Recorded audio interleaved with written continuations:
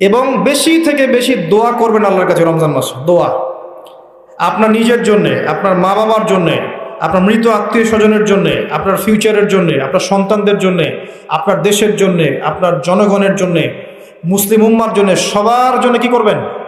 দোয়া করবেন। দোয়ায় কার্পণ্য করবেন না।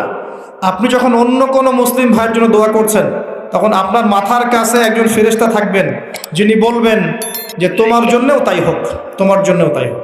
দোয়া করলে লাভ, আপনার ক্ষতি নাই। আর দোয়া করার উপযুক্ত সময়গুলো খুঁজে খুঁজে বের করবেন। যেমন রোজা রাখা অবস্থায় দোয়া করলে দোয়া কবুল হয়। দুই একামতের মাঝখানে, মানে আজান এবং একামত এর মাঝখানে দোয়া করলে দোয়া কবুল হয়। নামাজের, ফরজ নামাজের পরে দোয়া করলে দোয়া কবুল হয়। সালাম ফিরানোর আগেও দোয়া করলে দোয়া কবুল হয়, দোয়া মাসুরার পরে। এরপরে সেজদারত অবস্থায় দোয়া করলে দোয়া বেশি কবুল হয়। শেষ রাতে দোয়া করলে দোয়া কবুল হয়। বৃষ্টি পড়ছে, এই সময় দোয়া করলে দোয়া কবুল হয়। একটু দান সদকা করেছেন, ভালো কাজ করেছেন, এখন হাত তুলে দোয়া করেন, দোয়া কবুল হয়। ওযু করেছেন, এখন হাত তুলে দোয়া করেন, দোয়া কবুল হয়।